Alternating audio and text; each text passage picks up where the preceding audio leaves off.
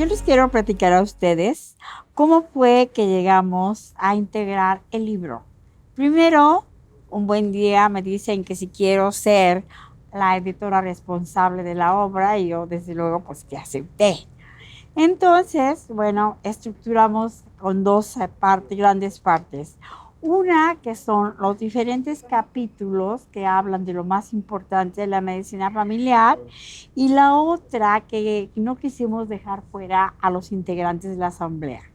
O sea, porque son muy importantes los integrantes de la asamblea, que son los presidentes de las diferentes asociaciones, que son quienes finalmente hicieron el Colegio Mexicano de Medicina Familiar, porque no es el trabajo de una junta directiva, sino que es el trabajo de las sociedades. Por eso le pusimos legados médicos, ¿sí? Y estos legados médicos, sobre todo en educación médica continua. Entonces, teníamos que ponerle un nombre, no nada más un nombre frío de 25 aniversario, sino un nombre que dijera más cosas. Entonces, como honor a quien honor merece, yo quiero decir a ustedes quiénes son los autores de este libro. La presentación la hace el doctor Fernando Hernández Ávila. Y bueno, anduvimos buscando quién hiciera el prólogo y tenía que ser un personaje dedicado a la medicina, pero que quisiera la medicina familiar, y lo encontramos. Encontramos a un gran médico internista, don Alberto Lipschitz Ginsberg, quien además en Cancún le dimos un reconocimiento como miembro honorario del Colegio Mexicano de Medicina Familiar. La introducción me tocó a mí hacerla. Después, en la parte de antecedentes históricos, viene la historia de la medicina familiar en el mundo, que pocos lo conocen. Entonces, en esta historia es el doctor José Antonio Saab Ortiz quien escribe esta historia.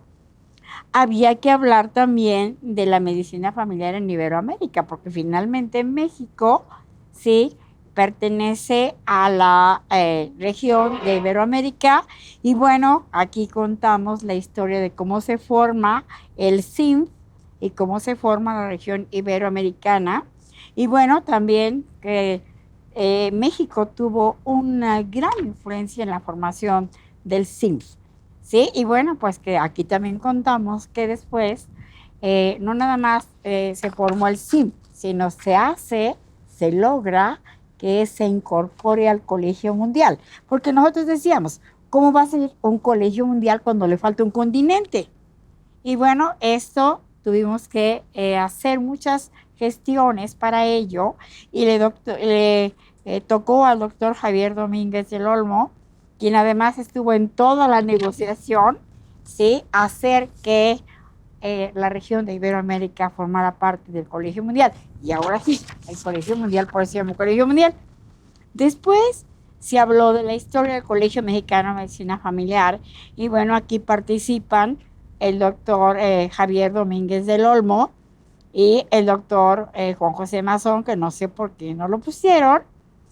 Viene la parte que les digo de las asociaciones, que hicimos un formatito para un censo, para que nos dijeran un poquito quiénes habían sido sus fundadores, el nombre de los fundadores, cuáles eran sus principales logros como asociación o como colegio, y que nos enviaran una foto de su mesa directiva actual. Y bueno, cada quien a su manera lo hizo y le puso su toque. Entonces está dividido por las diferentes zonas que tenemos en el país. Después invitamos al doctor Gerardo Ramírez Sandoval para que hablara del papel trascendente de la medicina, del médico familiar en el Sistema Nacional de Salud en México. ¿Y por qué a él? Porque es un médico que ha sido director de una unidad de Nuevo León, ¿sí? Pero en varias ocasiones ha ganado los premios del IMSS.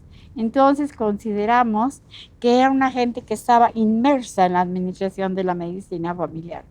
Y en su tiempo fue presidente del consejo. Invitamos al doctor José Luis Huerta que nos hablara y nos escribiera sobre el perfil profesional del médico familiar. Y bueno, lo cual hizo de manera magistral porque se tuvo que ir algunos documentos y una muy buena revisión bibliográfica que hizo.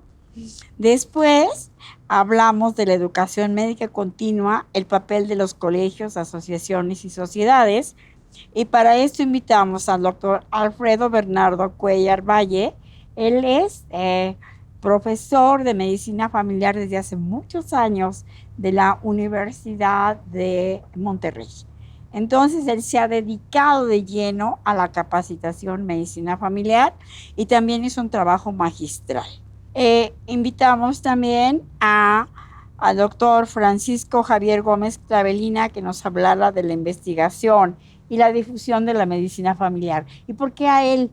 Porque él ha estado en los diferentes comités de investigación, en los congresos, y él ha dado fe de lo que se ha presentado de investigación en los congresos. A veces decimos, los médicos familiares no investigan, no investigamos. El problema es que no publicamos, pero de que investigamos, investigamos. Después vendría es cómo esta investigación se difunde. Y este fue un gran logro de nuestro colegio, porque se forma la Revista Mexicana de Medicina Familiar, que tampoco no apareció de un día para otro. Fue una revista que tuvo sus etapas, ¿sí? Que fue madurando hasta que se logra indexar. Y en la actualidad, sí, al principio se suscribía y en la actualidad, pues ya es como el plus de la federación, porque ya está en línea y ya no se tiene uno que suscribir, como que formaría parte de la cuota a la federación. En varias veces hoy hablamos del empoderamiento de las médicas familiares, y por ahí alguna vez platicando con el doctor Raúl Fernando Gutiérrez Herrera, quien es el jefe del Departamento de Medicina Familiar de la Universidad Autónoma de Nuevo León, él me dijo que una de las cosas que nos fallaba es que no nos creíamos lo que éramos y que somos muchas cosas, pero no nos lo creíamos y que habría que empoderar, así como han desprestigiado, o sea, mucha gente ha desprestigiado la medicina familiar. Él sugirió que empoderáramos al médico familiar. Posteriormente hablamos de las nuevas tendencias de medicina familiar y esto le tocó a nuestro vicepresidente, el doctor Gadgamed Zavala, ¿sí? ¿Por qué?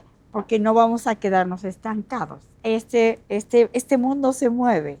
Entonces, al no quedarnos estancados, será necesario hablar de cuáles son las nuevas tendencias, ¿sí? De la medicina y de la medicina familiar.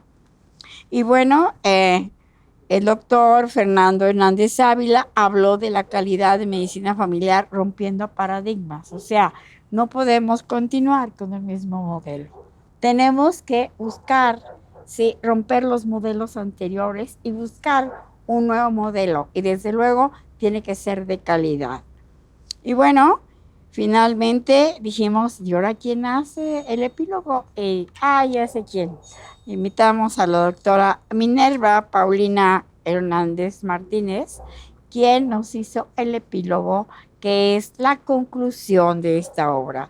Consideramos que este es un libro que se tiene que quedar como un libro de texto, ¿sí? Y bueno, ahorita son pocos ejemplares, pero ustedes podrían revisar, ¿sí? La presentación es un libro que consideramos un libro de colección, que tiene mucho trabajo, ¿sí?